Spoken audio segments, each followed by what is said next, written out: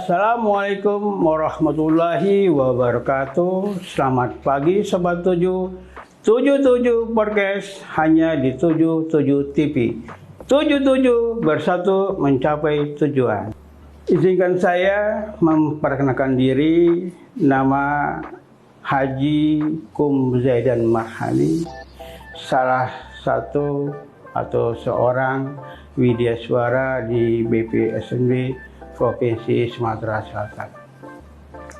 Pada kesempatan ini saya ingin berbagi pengalaman dengan kawan-kawan Sobat 7 dalam rangka untuk meningkatkan kompetensi kita sebagai pendidik. Apakah dirinya adalah seorang guru, apakah seorang dosen, ataupun widyaswara. Seorang pendidik, saya selama 30 tahun lebih berada di kelas. Kita tahu sebuah kelas itu adalah suatu nama, tetapi tidak sempit pada pikiran kita pada kelas yang sempit. Tapi kelas itu berada di mana-mana, apakah dia di ruangan, apakah di lapangan. Dan kelas juga bisa menjadi bertatap muka secara klasik ataupun secara daring. Baik, sahabat 7 yang budiman, saya akan bercerita sedikit masalah kelas. Di kelas ada seorang pendidik dan ada seorang peserta didik atau peserta diklat. Di antara pendidik atau widyaswara atau peserta diklat itu ada hubungan interaksi, namanya bahan pembelajaran. Di dalam bahan pembelajaran tersebut ada yang namanya model pembelajaran. Baik, pada hari ini saya akan berbagi tentang model pembelajaran, khususnya model pembelajaran langsung. Sebagaimana pengalaman saya sebagai seorang pendidik, bahwa saya bisa merangkum atau meringkas dari sebagai macam banyaknya jenis model, ada 3 jenis model yang patut kita pahami. Yang pertama adalah model pembelajaran langsung. Yang kedua adalah model pembelajaran kooperatif. Yang ketiga adalah model pembelajaran berbasis masalah. Baik, Sobat 7, kita akan meninjau pada model pembelajaran langsung. Sekarang menjadi persoalan, apakah model pembelajaran langsung? Kita masih ingat tahun 2007-an atau 2007 ada Upin Ipin, serial dari Malaysia. Ada seorang cikgu yang bernama Cikgu Melati. Di dalam kelas, kita membayangkan di dalam kelas ada beberapa kawan Upin Ipin, kemudian ada namanya Cikgu Melati.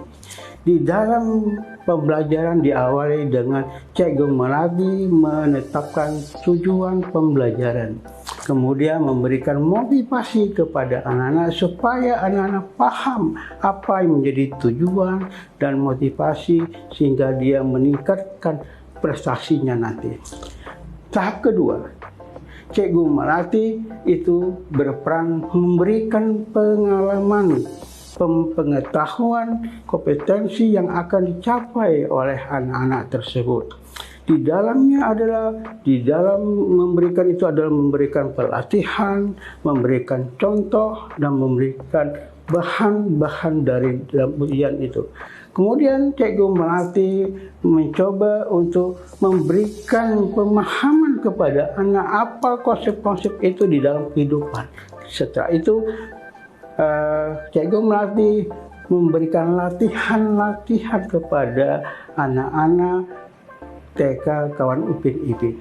Nah, itu adalah contoh dari model pembelajaran langsung. Kalau dilihat dari situ, model pembelajaran langsung dapat kita katakan menurut Joyce Douglas ada mengatakan bahwa model pembelajaran langsung adalah suatu sarana, rencana, atau pola yang digunakan untuk membentuk kurikulum. Kita garis bawahi yaitu adalah pola yang digunakan. Pola digunakan itu adalah pola pilihan. Jadi semua guru sebagai pendidik, sebagai dosen, sebagai widaswara bisa memilih berbagai macam model pembelajaran yang digunakan sesuai dengan pencapaian tujuan pembelajaran.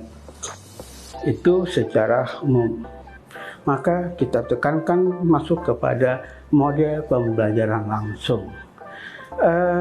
Model pembelajaran langsung itu diawali atau digagas oleh Frank Ekman tahun 1968. Model pembelajaran langsung itu adalah model pembelajaran yang digunakan suatu pendekatan yang ditujukan untuk mengembangkan pengetahuan elektrik dan prosedur sesuai peserta didik. Nah, di situ ada pola pendekatan. Di dalam kelas ada 3 macam pola pendekatan. Yang pertama, ada namanya pola pendekatan tradisional. Mari kita lihat, apa itu pola pendekatan tradisional? Ada tujuan, ada konsep materi, ada yang namanya guru, dan ada namanya siswa atau peserta didik. Itu namanya konsep pendekatan pola tradisional. Yang kedua, ada yang namanya pola pendekatan guru. Mari kita lihat, ada tujuan, ada isi metode, kemudian ada guru dan media, dan ada yang namanya peserta didik. Dan yang terakhir adalah namanya pola pendekatan media. Mari kita lihat, ada tujuan, ada isi metode, ada media, dan ada peserta didik. Sudah jelaskan apa perbedaan antara pola-pola pendekatan dalam pembelajaran. Dan di dalam pola pendekatan itu ada 2. Ada pendekatan secara guru sentris atau guru yang menjadi pusat pembelajaran, dan ada yang namanya student sentris, siswa sebagai pendekatan pembelajaran. Nah, dari sana bahwa semua model pembelajaran itu adalah menggunakan pendekatan pola student center. Baik,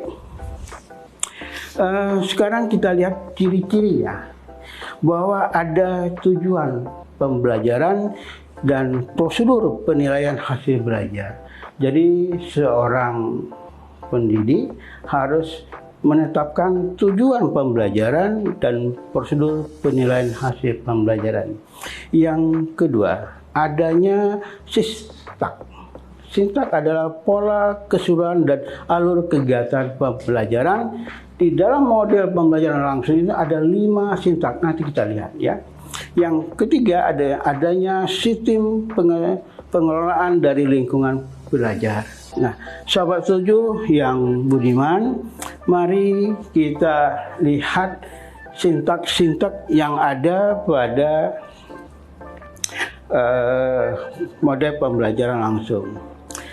Saya pernah menjadi guru inti di dalam MGMP. Kami berkumpul di SMP 3, dan di sana saya lihat ada lab, ada kelas lab namanya, kemudian ada alat lab yang bisa dipakai.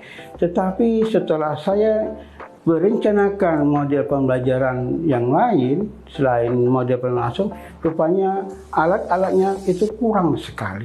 Maka saya harus mengambil satu sikap pilihan, yaitu model pembelajaran langsung yang saya akan bisa gunakan.